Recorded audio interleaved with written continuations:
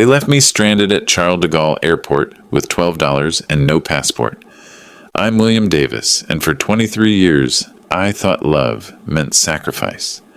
My daughter Sarah and her husband Michael decided I was too much of a burden for their European vacation.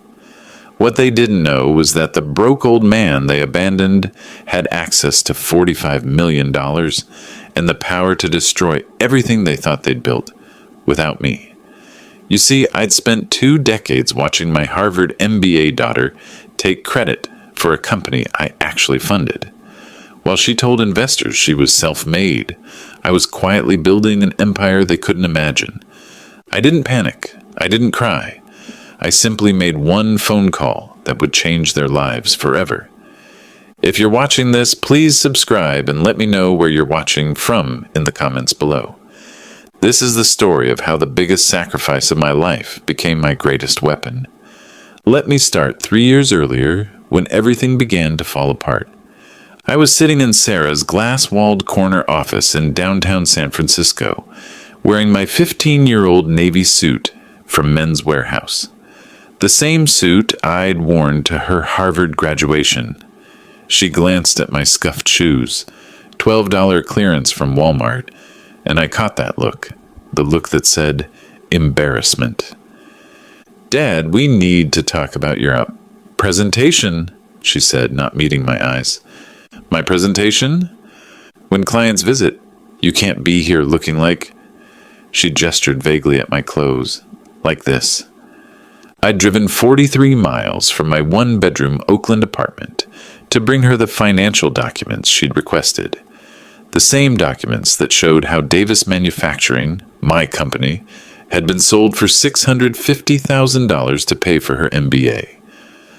"I built this place," I said quietly. "That was different. This is Summit Technologies. This is my company." My company. Built with my money, in a building I'd helped her lease. But I said nothing. The next incident happened 2 weeks later at Michael's birthday party. Their Nob Hill penthouse, $8,500 a month, was filled with tech executives and venture capitalists. I stood by the kitchen island, eating from a paper plate, while everyone else used the good china. Michael found me there, loosening his Hermes tie. "Bill, we appreciate you coming," he said, though his tone suggested otherwise. "But next time, maybe dress a bit more appropriately." First impressions matter in our circle. I looked down at my polo shirt, clean, pressed, but clearly not expensive enough for his standards. "I'll remember that," I said. But the breaking point came during Thanksgiving dinner at their place. Sarah was showing off for Michael's parents, who'd flown in from Connecticut. Old money, the kind that judges you by your watch and your accent. "Dad still clips coupons," Sarah announced with a laugh that cut like glass. "Can you believe it? In this economy?" The table went quiet. Michael's mother raised an eyebrow. "Well," she said, "I suppose some habits are hard to break." I reached into my wallet, worn leather, bought in 1987, and pulled out my carefully organized coupons. 25 cents off Cheerios, 50 cents off laundry detergent, $1 off ground beef. "These saved me $4.37 last week," I said. Michael's father chuckled. "Every penny counts when you're on a fixed income." "Fixed income? As if I was some charity case?" Sarah's face turned red. "Dad, please." That's when I realized what was happening. They weren't just embarrassed by my appearance. They were embarrassed by my existence. The humble father who reminded everyone that Sarah's success story wasn't quite as self-made as she claimed. Because here's what nobody knew. That $650,000 from Davis Manufacturing, I hadn't spent it all on her education. I'd taken $180,000 for Harvard and invested the rest. Quietly. Carefully. While they saw a man clipping coupons and driving a 2006 Honda Civic, I was building something they couldn't comprehend. Crypto investments that turned $4,000 into $200,000. Stock picks that tripled in value. Real estate partnerships that paid dividends every quarter. 23 years of careful planning, while living modestly and letting them think I was just getting by. But I kept quiet, because I thought that's what love looked like. I thought sacrifice meant accepting disrespect. I was wrong. And by December 15th, 2024, at exactly 2:47 p.m. in Charles de Gaulle, Terminal 2E, they would discover just how wrong they were about everything. The real betrayal wasn't the embarrassment at dinner parties or the condescending looks. It was what Sarah was doing to my legacy. I discovered it by accident 3 months before the Paris trip. I was Googling Summit Technologies to see how the company was performing and found an interview Sarah had given to TechCrunch. The headline read, "Self-made entrepreneur. Sarah Anderson builds $15 million company from nothing." From nothing, I sat in my Oakland apartment staring at my laptop screen reading her quotes. "I bootstrapped this entire operation," she said. "No family money, no inheritance, no handouts. Just pure determination and smart business decisions." Smart business decisions. With my money. The article went on to describe her rags to riches story, how she'd scraped together funding for her Harvard MBA through personal savings and scholarships, how she'd self-funded Summit Technologies with creative financing and sweat equity. Not one mention of Davis Manufacturing. Not one mention of the father who sold everything to make her dreams possible. I called her immediately. "Sarah, I just read your TechCrunch interview." "Oh, good. Wasn't it great? It's already got 12,000 shares on LinkedIn." "You said you built the company with no family money." Silence. Then, "Dad, that's just marketing.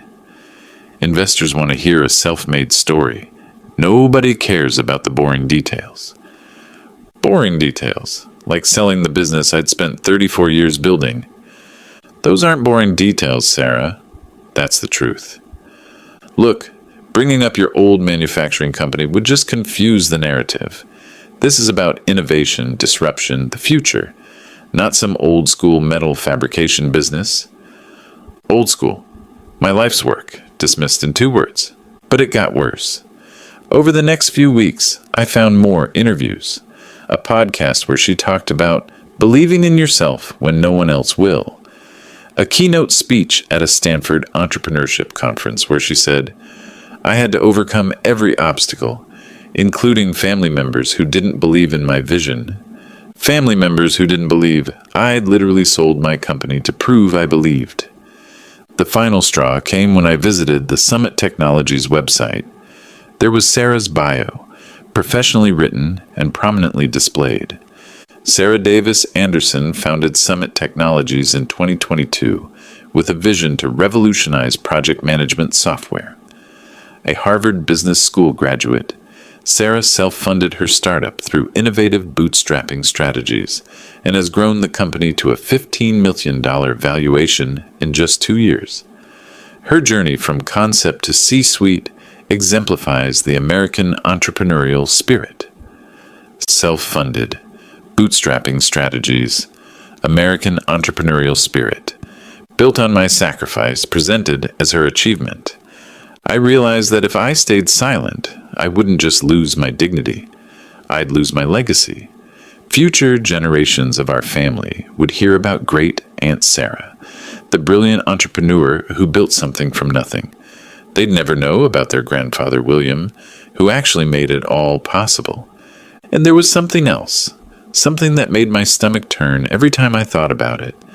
Michael had been pressuring Sarah to expand internationally. They were looking at partnerships in Europe and Asia, deals that would require significant capital investment. During Christmas dinner, I'd overheard them discussing a bridge loan to fund the expansion.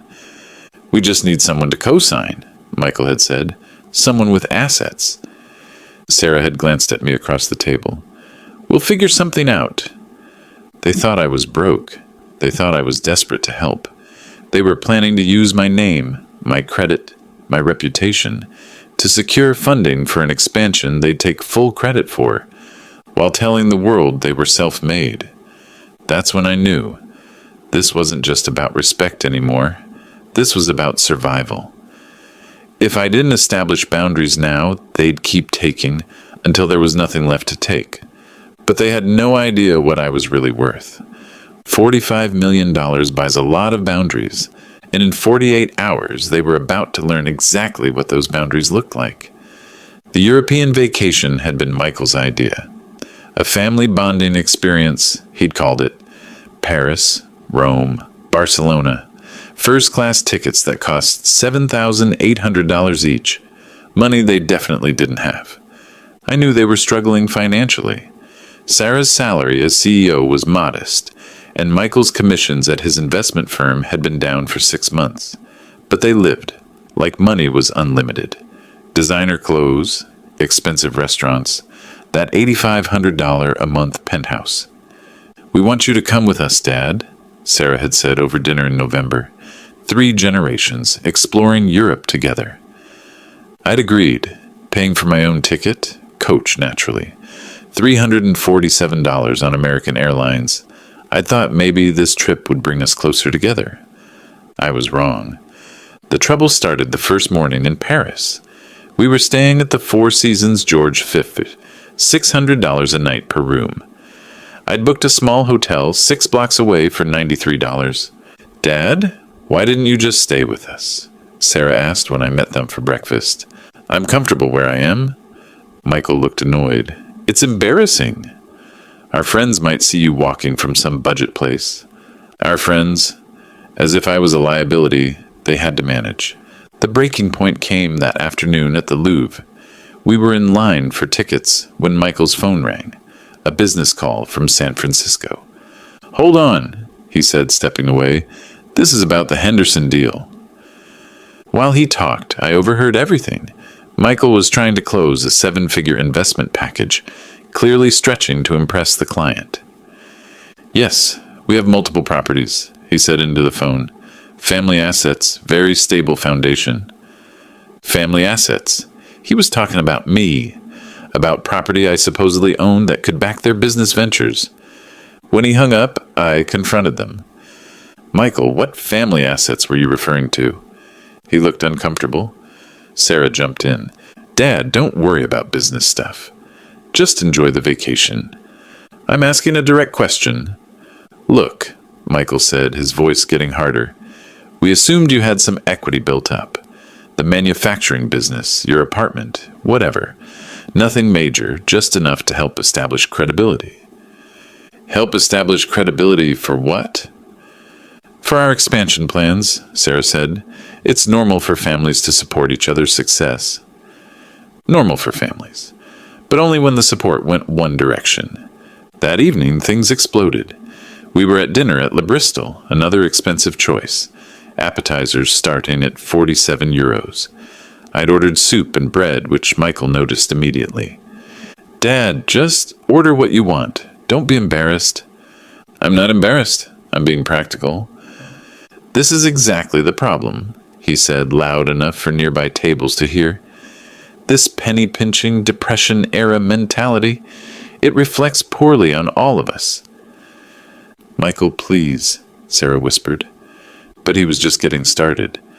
"I work with high-net-worth individuals every day. Image matters. When you're part of our family, your behavior affects our reputation." "Our family? Our reputation?" As if I was some poor relative they'd taken in out of charity. "I paid for my own ticket," I said quietly. "I'm paying for my own hotel." "That's not the point. The point is that Sarah's built something incredible and we can't have distractions. Distractions. That's what I was to him. "Sarah," I said, turning to my daughter, "is that how you see me? As a distraction?" She couldn't meet my eyes. "Dad, you have to understand our position. We're trying to build something here." "With my money." The table went silent. Michael's face turned red. "What's that supposed to mean?" "It means Davis Manufacturing funded her MBA. It means Davis Manufacturing provided the initial capital for Summit Technologies. It means everything you think you built started with my life's work." Michael laughed. Actually laughed. "Dad, that was 2 years ago. Ancient history. What matters is what we've accomplished since then. What we've accomplished. not Sarah. We. And what exactly have you accomplished, Michael? His voice turned ice cold. I've helped Sarah grow her company to a $15 million valuation. I've opened doors to investors and clients you couldn't even pronounce the names of. I've brought real sophistication to her operation. Real sophistication. From a man whose investment recommendations had lost money 3 quarters running. That's when I made the phone call that would change everything. I excused myself, went to the hotel lobby, and dialed Elizabeth Wilson's number. Elizabeth, it's William Davis. I need you to call an emergency board meeting for Summit Technologies. When? This week. And Elizabeth, make sure all the founding documents are ready for review. When I returned to the table, Sarah and Michael were whispering intensely. Everything okay? I asked. Sarah smiled, the fake smile she used with difficult clients. Of course, Dad. We were just discussing tomorrow's itinerary, but I could see it in their eyes. They'd made a decision about me, and in 12 hours, I'd discover exactly what that decision was. I should have seen it coming when Sarah suggested we split up at Charles de Gaulle.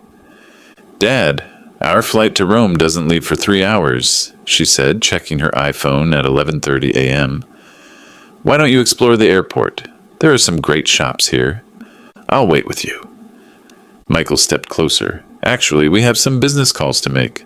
Client stuff. Pretty boring for you. Business calls? On vacation in an airport? Fine, I said. Where should I meet you? Gate B47, Sarah said quickly. 2:30 sharp. I spent the next 3 hours walking around Terminal 2E, thinking about the conversation from the night before. Michael's words kept replaying. Real sophistication, distractions, ancient history. 23 years of planning, 23 years of watching every dollar while building something they couldn't imagine. And to them, I was just embarrassing baggage. At 2:25 p.m., I headed to Gate B47. The area was crowded with families heading to Rome for Christmas vacation. I looked around for Sarah and Michael, checking my watch. 2:30 p.m. exactly. They weren't there. 2:35 p.m. Still nothing. I called Sarah's phone, straight to voicemail. I called Michael. Voicemail. At 2:45 p.m., a gate agent announced, final boarding call for Alitalia flight, 6:27 to Rome. That's when I saw them, through the glass walkway leading to the plane. Sarah's blonde hair, Michael's blue blazer, they were boarding without me. I ran to the gate counter. Excuse me, my daughter and son-in-law are on that flight. I think there's been a mistake.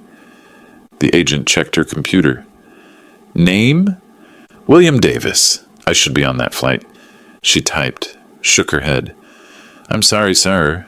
I don't see your name on the passenger manifest. That's impossible. We traveled here together. Sir, this is a connecting flight. Only passengers with confirmed bookings can board. Confirmed bookings. They'd never booked me a ticket to Rome. I tried calling again. Both phones now went immediately to voicemail. They'd turned them off. As the plane pulled away from the gate, I stood there with my canvas duffel bag and $12 cash. My passport was in Sarah's purse. She'd offered to keep all our documents together for safekeeping. They'd planned this. They'd planned to abandon me. I found a bench and sat down, trying to process what had just happened. Around me, families were reuniting. Couples were kissing hello. Children were running toward grandparents. And I was alone, in a foreign country, with no documents and no money. But here's what Sarah and Michael didn't know. I'd been preparing for emergencies my entire adult life. When you've lived through recession, layoffs, and the constant uncertainty of small business ownership, you learn to have backup plans. I reached down and untied my left shoe. Taped to the sole, inside a plastic sandwich bag, was a platinum American Express card. The account number started with 3770, a number I'd memorized 20 years ago. The card was connected to an account at Wells Fargo Private Bank, an account Sarah had never seen statements for, an account Michael had never heard mentioned, an account with a current balance of $45,700,032. I walked to the airport's business center and paid €15 to use a computer. First, I logged into my Wells Fargo account to verify the balance. Everything was there. Crypto investments up 47%, dividend payments from 3 real estate partnerships, interest from municipal bonds. Then I sent an email to Elizabeth Wilson, my family attorney. Elizabeth, situation has accelerated. Please expedite board meeting. Review all Summit Technologies founding documents, specifically ownership percentages and CEO removal procedures. I'll be back in San Francisco by Thursday. Time to stop pretending I'm just an investor. William. Elizabeth had been my lawyer for 15 years. She'd handled the sale of Davis Manufacturing, structured my investment partnerships, and helped me navigate the complex world of silent ownership in Summit Technologies. She was one of 3 people who knew the truth about my financial situation. The second person was James Miller, a business journalist at the San Francisco Chronicle who'd been following my story since 2019. James was fascinated by stealth entrepreneurs, successful business people who deliberately maintain modest public profiles. He'd been waiting for permission to tell my story for years. The third person was myself. And tomorrow, that number was going to change dramatically. I booked a first-class ticket back to San Francisco, leaving at 6:15 p.m. that evening. Cost $8,400. A little expensive, but considering I'd just been abandoned by my family, I figured I deserved the upgrade. While waiting for my flight, I made one more call. James, this is William Davis. Remember that story you wanted to write about stealth wealth? I'm ready to go public. And James, you're going to want to bring a photographer to the Summit Technologies office Thursday morning. As I hung up, I realized something had shifted inside me. For 23 years, I'd been the invisible man, the quiet father who sacrificed everything and asked for nothing in return. But being invisible has its advantages. When people can't see you, they can't prepare for what you're capable of. They were about to learn that lesson the hard way. I landed at SFO Thursday morning at 6:42 a.m. Pacific Time, 27 hours after being abandoned in Paris. Sarah and Michael had no idea I was back. They thought I was still stranded at Charles de Gaulle, probably calling the embassy or begging for help. They were wrong. By 9:15 a.m., I was sitting in my 2006 Honda Civic in the parking garage beneath Summit Technologies building, watching employees arrive for work.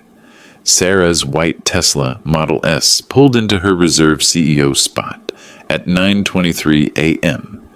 Michael's BMW followed 2 minutes later. They looked relaxed, happy even, like a weight had been lifted off their shoulders, the weight being me. At 10:30 a.m., I received a text from Elizabeth Wilson. Board meeting confirmed for 2 p.m. today. All members notified except Sarah, per your instructions. Founding documents ready for review. Perfect timing, because at 11 a.m., Sarah was scheduled to give a presentation to a group of potential investors, a presentation I'd learned about from the company's public calendar. I took the elevator to the 47th floor and walked into Summit Technologies' glass-walled conference room, just as Sarah was setting up her PowerPoint. Dad? She nearly dropped her laptop. What are you doing here? Weren't you supposed to be in Rome? 12 investors turned to look at me. Venture capitalists, angel investors, and 2 representatives from Goldman Sachs. The kind of people who could make or break a company with one phone call. I came back early, I said, taking a seat in the back row. Michael appeared at Sarah's side, whispering urgently, "What is he doing here?" I wanted to hear my daughter's presentation, I said loud enough for everyone to hear. I'm very interested in her success story. Sarah's face went pale, but she recovered quickly. She was good at managing unexpected situations. I'd taught her that.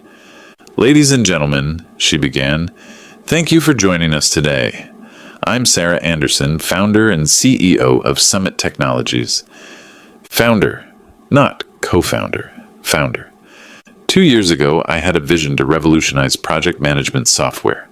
With no family money, no inheritance, and no safety net, I bootstrapped this company from concept to our current $15 million valuation. No family money. I felt my jaw clench. One of the Goldman Sachs representatives raised her hand.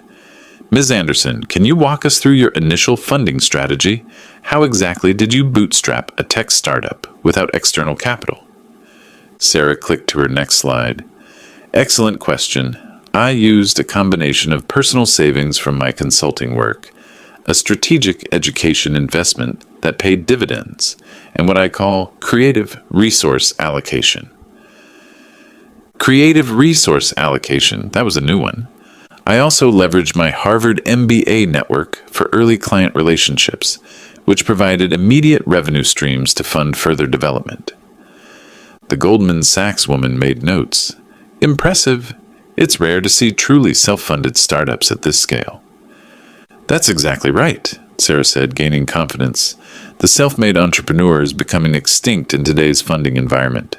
Everyone wants handouts, inheritance money, family connections. But I believe in earning your success through pure merit and determination. Pure merit, determination. I stood up. Excuse me, I said. I have a question. Sarah's eyes went wide. Dad, this really isn't the time. Actually, I think our investors would be interested in hearing about the true funding story. The room went quiet. Michael stepped forward. Sir, this is a private investor meeting. I'm going to have to ask you to... William Davis, I said, extending my hand to the Goldman Sachs representative. Sarah's father. And principal investor in Summit Technologies. Principal investor? Sarah's face went white. I'm sorry, said the woman from Goldman Sachs. I thought Miss Anderson said this was entirely self-funded. It was, Sarah said quickly. Dad, you're confused. We've discussed this. Have we? I pulled out my phone and opened my banking app, because I have some documentation that might interest everyone here. I walked to the front of the room and connected my phone to the presentation screen.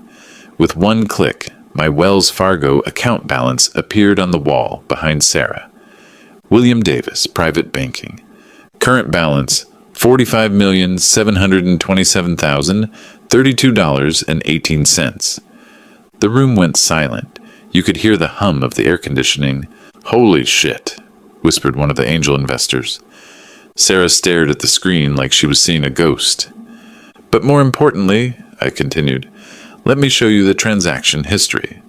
I scrolled to December 2021. Here's a wire transfer for $180,000 to Harvard Business School. Tuition for Sarah's MBA. Scroll down. Here's a $650,000 deposit from the sale of Davis Manufacturing, my company. Scroll down, and here's a $250,000 transfer to Summit Technologies business account on March 15th, 2022, the day Sarah incorporated the company. The investors were frantically taking notes. The Goldman Sachs woman was staring at Sarah with a look I recognized.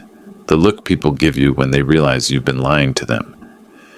Sarah, said one of the venture capitalists slowly, is this accurate? Sarah's mouth opened and closed like a fish.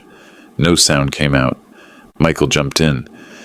There's obviously been some miscommunication here. Mr. Davis he's elderly, sometimes gets confused about financial details. Confused about my own bank account. I see, I said. Let me clear up the confusion.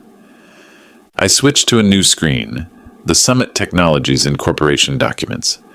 According to the state of California, Summit Technologies was founded by Sarah Davis Anderson with an initial investment of $250,000. The source of that investment is listed here as personal savings. I paused for effect. Personal savings from a 27-year-old woman who'd never held a job outside of summer internships. The room was dead silent now. Sarah looked like she might throw up. James Miller chose that exact moment to walk through the conference room door, camera in hand. Excuse me, he said. James Miller, San Francisco Chronicle. I'm here for the William Davis interview? Every head in the room turned to look at me. Interview? Asked the Goldman Sachs woman. Yes, I said. About stealth wealth and the hidden stories behind Silicon Valley's success. It's going to be a fascinating piece. Sarah finally found her voice. Dad, please, don't do this. Do what, Sarah? Tell the truth? But the damage was already done. I could see it in the investors' faces, the questions forming, the trust evaporating. I think, said the venture capitalist, we should probably reschedule this presentation. One by one, they filed out of the room. By 11:47 a.m., only family remained. Sarah sat in her chair, staring at her hands. Michael was pacing like a caged animal, and I was just getting started. There's a board meeting at 2 o'clock, I said. You should probably prepare your remarks. The Summit Technologies boardroom at 2 p.m. was unlike any meeting in the company's short history. Elizabeth Wilson sat at the head of the mahogany conference table, surrounded by manila folders thick with legal documents. To her right sat the 7-member board of directors, executives I'd personally selected when we incorporated the company 2 years earlier. Sarah entered at 1:58 p.m., looking like she'd spent the lunch hour crying in her office. Michael followed close behind, straightening his tie nervously. They took seats on the left side of the table. I sat directly across from them. Thank you all for coming on short notice, Elizabeth began. We're here today to review the founding documents of Summit Technologies and clarify certain ownership and operational matters. Sarah cleared her throat. I'm not sure why this meeting is necessary. The ownership structure has been clear since incorporation. Has it? Elizabeth opened the first folder. Let's review the actual documentation. She distributed copies of the incorporation papers to everyone present. Summit Technologies was incorporated on March 15th, 2022, with an initial capitalization of $250,000. That's correct, Sarah said. The question is, who provided that initial capital? I did, Sarah said, from personal savings. Elizabeth turned to page 3 of the documents. Actually, the funding source is documented here quite differently. The initial capital came from Davis Family Investment Trust, established in 1998. Sarah's face went blank. What trust? The trust I established when you were 6 years old, I said. The trust funded by profits from Davis Manufacturing over 24 years. The trust that currently holds 67% of Summit Technologies. The board members were studying their copies intently. These weren't strangers, they were seasoned executives who understood exactly what they were looking at. William, said Robert Chen, our lead technical advisor, are you saying you're the majority shareholder? That's exactly what I'm saying. Michael leaned forward aggressively. That's impossible. Sarah founded this company. She's the CEO. She owns 33%, Elizabeth interrupted, as documented in the original shareholder agreement. She turned to another section. According to California corporate law, the majority shareholder has the right to call board meetings, review all financial decisions, and, when circumstances warrant, remove executive leadership. The room went dead silent. Sarah found her voice. Dad, you can't be serious. I'm completely serious. For 2 years, I've watched you tell the world you're self-made. I've watched you erase my contribution from every interview, every presentation, every piece of marketing material. But you wanted to stay quiet, she protested. You said you preferred being a silent partner. Silent partner, not invisible partner. There's a difference. James Miller, who'd been quietly taking notes in the corner, raised his hand. Mr. Davis, for our readers who might not understand venture capital structures, what does majority ownership actually mean in practical terms? It means I control the company, I said simply. I always have. The board members exchanged glances. They'd known this day might come. It was built into our original agreements.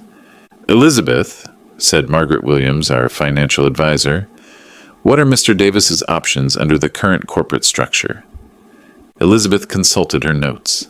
As majority shareholder, William can call for a vote of no confidence in current leadership. He can restructure executive compensation. He can change the company's strategic direction, or if he chooses, he can remove the CEO and appoint new leadership. Sarah's voice came out as a whisper. "You would fire me?" "I built Davis Manufacturing from nothing," I said. 34 years of 12-hour days, missed dinners, weekend work. I sold that company, my life's work, to give you opportunities I never had. And I'm grateful. Grateful enough to claim you built Summit Technologies with no family money? That was just marketing. Marketing built on lies. Michael slammed his hand on the table. This is emotional manipulation. You can't destroy Sarah's career because your feelings are hurt.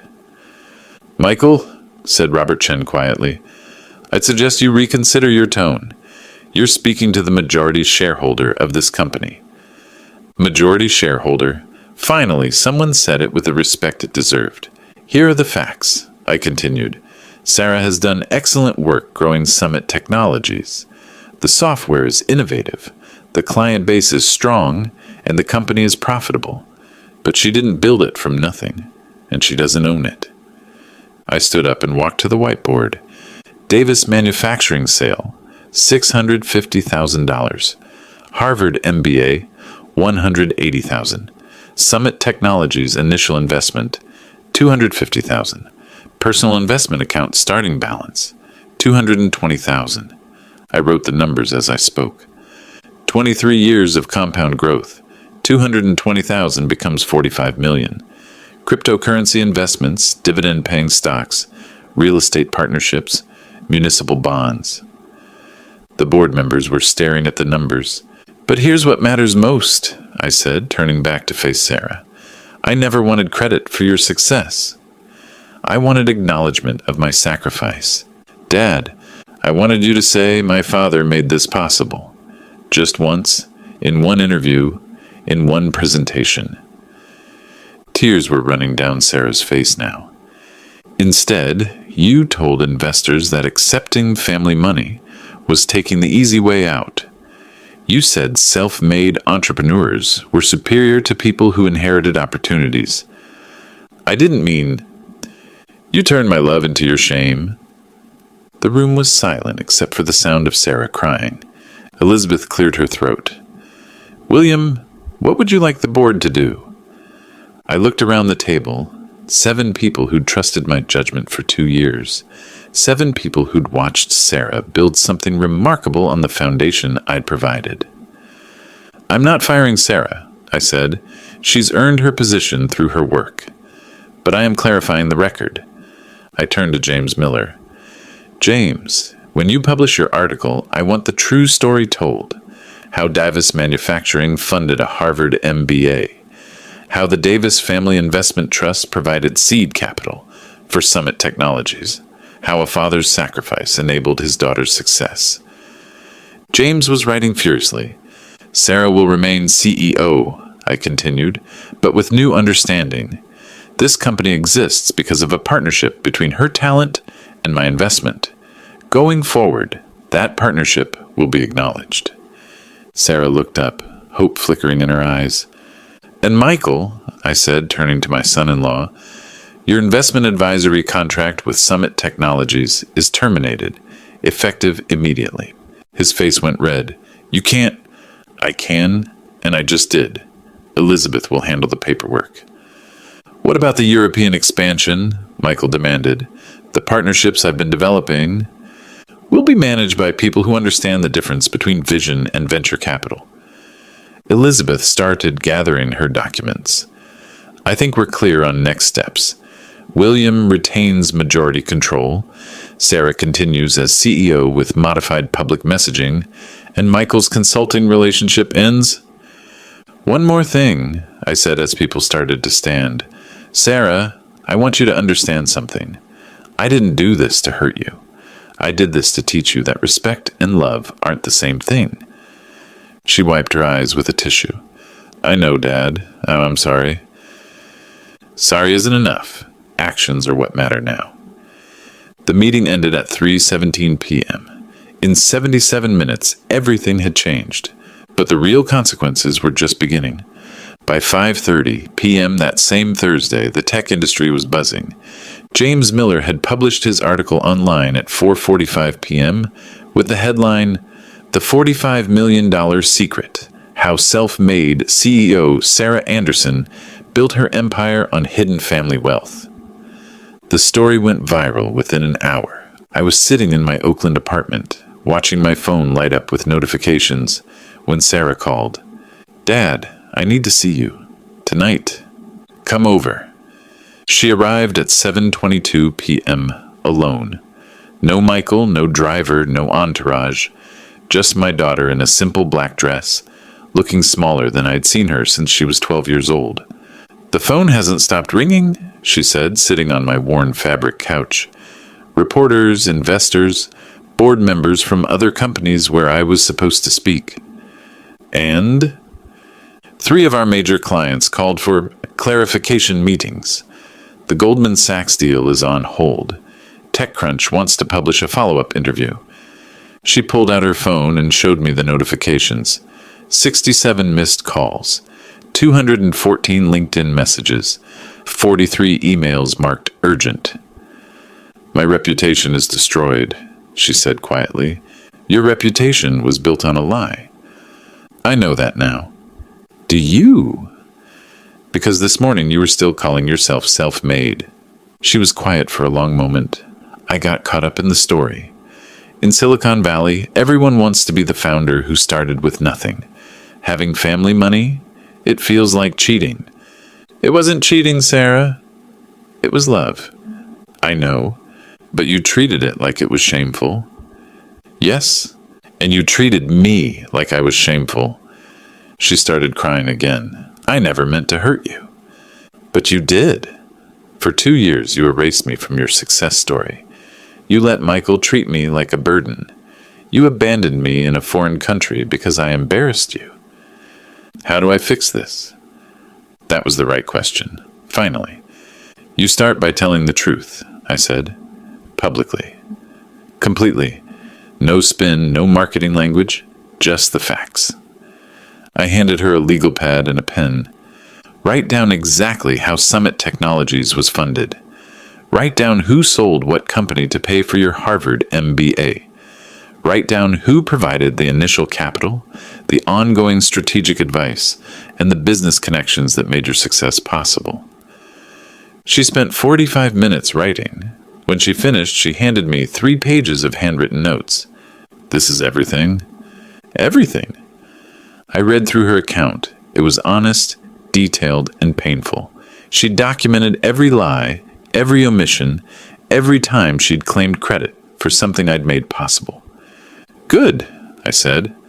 "Now you're going to read this on camera tomorrow morning. James Miller is filming a follow-up interview at 9 a.m.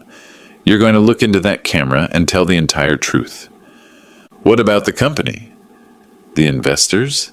The company will survive because it's built on solid technology and strong client relationships. The investors will decide whether they want to work with someone who tells the truth or someone who maintains comfortable lies."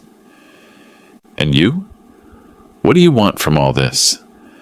That was the question I'd been asking myself for 24 hours. "I want partnership, not charity," I said. "I want acknowledgement, not erasure. I want you to treat my contribution with the same respect you'd show any other major investor." "Meaning?" "Meaning board meetings where my opinion is heard. Meaning strategic decisions that include my input. Meaning marketing materials that acknowledge our family partnership instead of hiding it." She nodded slowly. "And if I do all that?" "Then you remain CEO of a company we built together. And maybe, eventually, we rebuild a relationship based on truth instead of shame." "What about Michael? What about him?" "His consulting contract, his role in the company. Michael is your husband, not my business partner. His relationship with Summit Technologies ended today. He's not going to handle this well.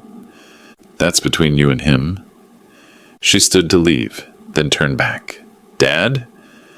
The $45 million. How did you do it? How did you turn $600,000 into that much money? 23 years of living below my means and investing above my risk tolerance. Every dollar you thought I was too cheap to spend went into building something bigger. While I was spending money on designer clothes and expensive dinners, while you were learning to run a company, there's a difference. Is there? Sarah, I never wanted you to live like a monk. I wanted you to understand that success has a cost, and someone always pays it. For 2 years, you pretended you paid that cost yourself. And now? Now we both know who really paid, and who's been collecting interest. The next morning, Sarah's interview with James Miller was viewed 2.3 million times in the first 6 hours.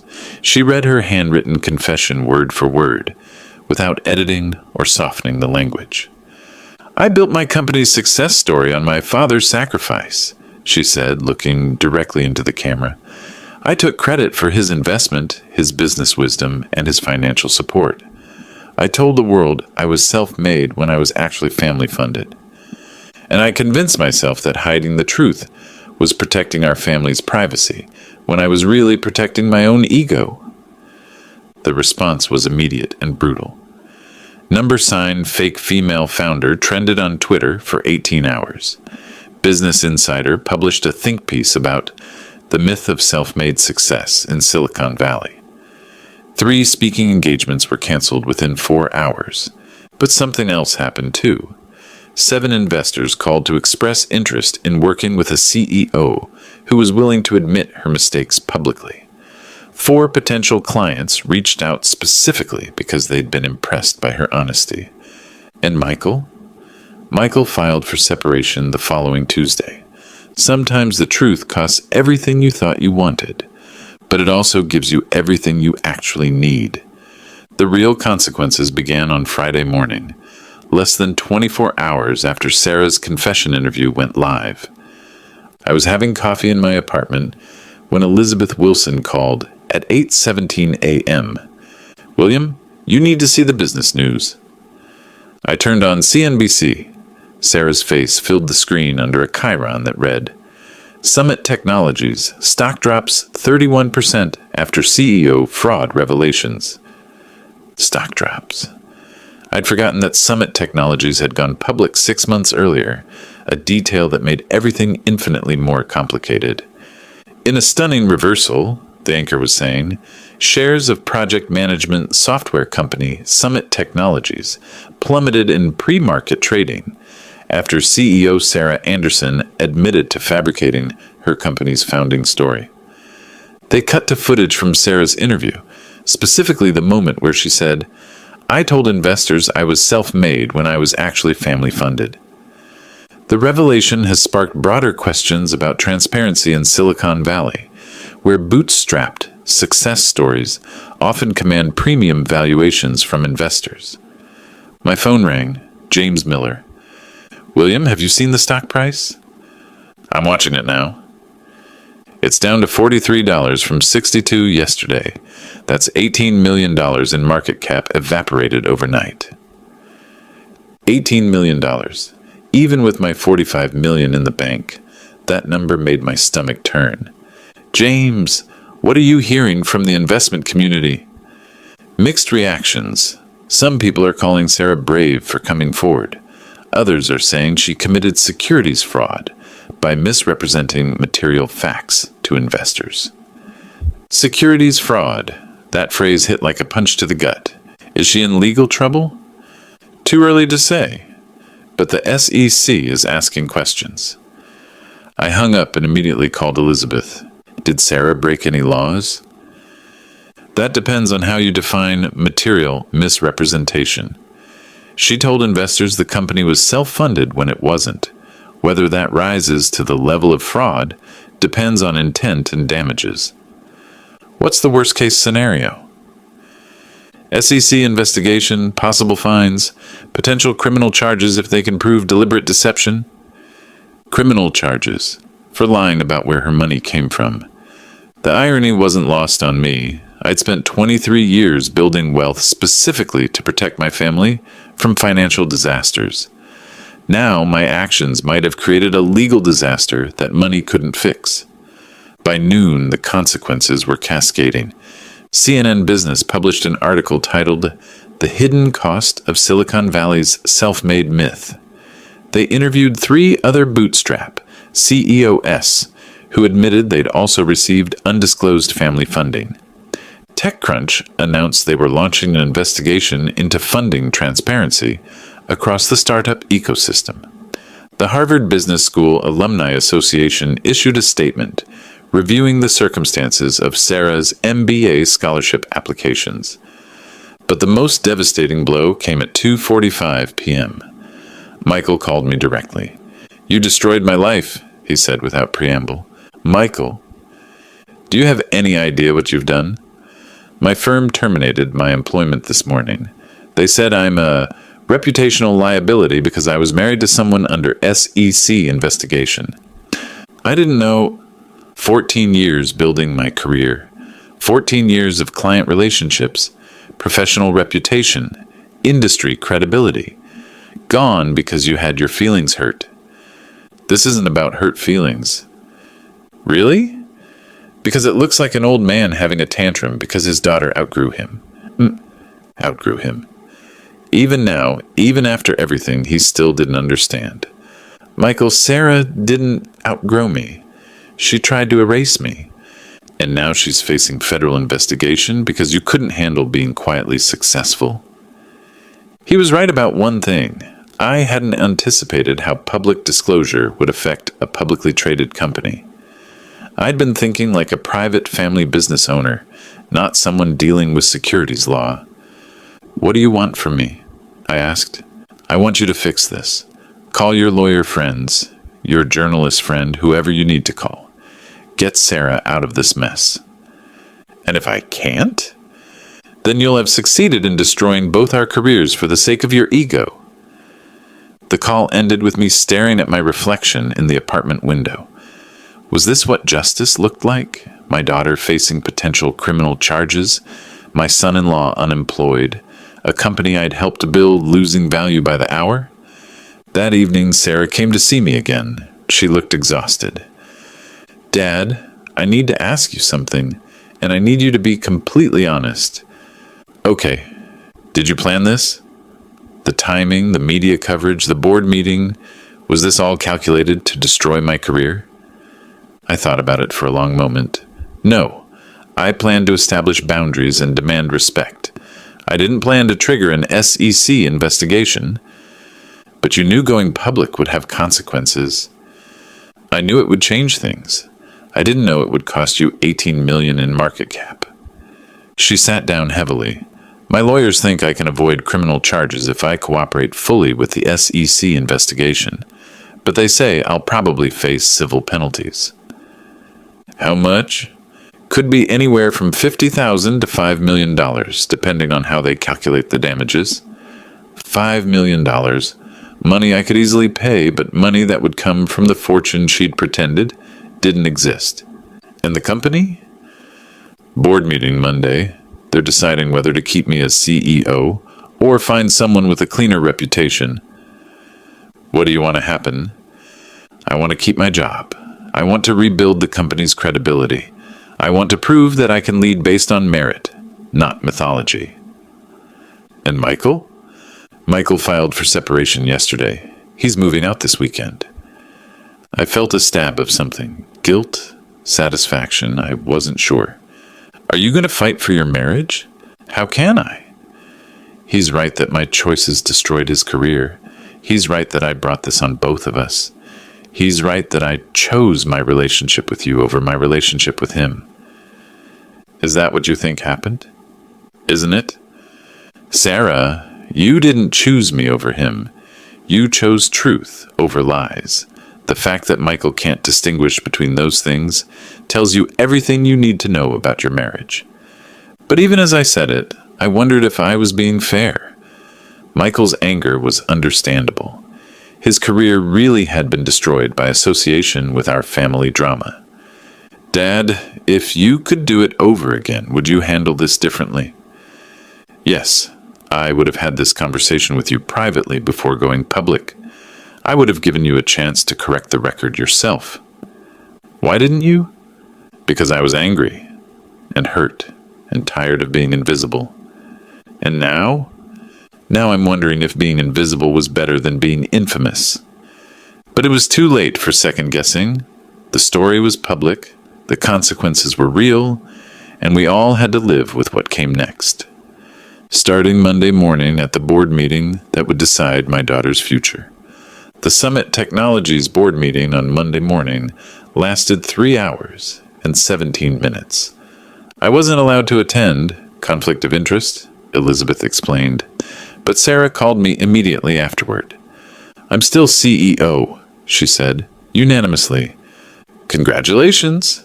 The board issued a statement taking responsibility for inadequate oversight of marketing materials. They said my technical leadership and client relationships were too valuable to lose over messaging inconsistencies. Messaging inconsistencies. Corporate speak for lies. How do you feel about that? Relieved, grateful, and absolutely terrified of screwing up again? Good. Fear keeps you honest. Dad, there's something else. The board voted to restructure my compensation package. No more stock options until the SEC investigation is resolved. My salary is cut to base level, $120,000 instead of $250,000. I was quiet for a moment. Are you okay with that? It's fair. I need to earn back the trust I lost. And personally, how are you handling everything? Michael moved out yesterday. The separation papers were filed this morning. I'm sorry. Are you? The question caught me off guard. Was I sorry? Michael had treated me with contempt for 2 years, convinced Sarah to abandon me in Paris, and consistently pushed her to distance herself from our family. I'm sorry your marriage ended, I said carefully. I'm not sorry that you're free from someone who couldn't see your worth without my money attached to it. He loved me. He loved the version of you that made him look successful. A long pause. Dad, can I ask you something? Always. What do we do now? How do we have a relationship after everything that's happened? That was the question I'd been thinking about for 6 days straight. We start with honesty, I said. No more secrets about money, business, or family dynamics. We're partners now in Summit Technologies and everything that comes with it. Meaning monthly meetings to review company strategy. Meaning I get copied on major investor communications. Meaning when reporters ask about your success story, you tell them about the partnership between your talent and my investment. And personally? Personally, we learn to respect each other as adults. I don't treat you like a child who needs protecting, and you don't treat me like an embarrassment who needs hiding. Can you forgive me for Paris? I already have. Can you forgive me for the public humiliation? I deserved it. Maybe. But I could have handled it with more grace. We were both quiet for a moment. Dad, the $45 million is still mine, and when I die, it becomes yours and your children's. But until then, it's my money, invested according to my judgment, supporting causes and people I believe in. Including me? Including the company we built together. But you're going to earn every dollar going forward. I wouldn't want it any other way. 3 weeks later, Sarah's interview with 60 Minutes aired nationally. She spent 18 minutes explaining how family investment and personal talent had combined to create Summit Technologies' success. I learned that taking credit for other people's contributions isn't strength, she said. It's theft. The interview was viewed 8.2 million times. Summit Technologies' stock price recovered to $56, still below the pre-scandal level, but stable and growing. The SEC investigation concluded with a $50,000 fine and new disclosure requirements. No criminal charges were filed. And me? I'm still in my one-bedroom Oakland apartment, still driving my 2006 Honda Civic, still clipping coupons from the Sunday paper. But now when Sarah introduces me at company events, she says, "This is my father William, co-founder and principal investor in Summit Technologies." Co-founder, principal investor. Finally. Sometimes justice isn't about punishment. Sometimes it's just about truth. If you enjoyed this story, please subscribe and let me know in the comments. Have you ever felt taken for granted by family members you've helped? How did you handle it? Because the biggest lesson I learned is this: love without boundaries isn't love. It's enabling with emotions attached. And some boundaries can only be established when you're willing to lose everything to defend them.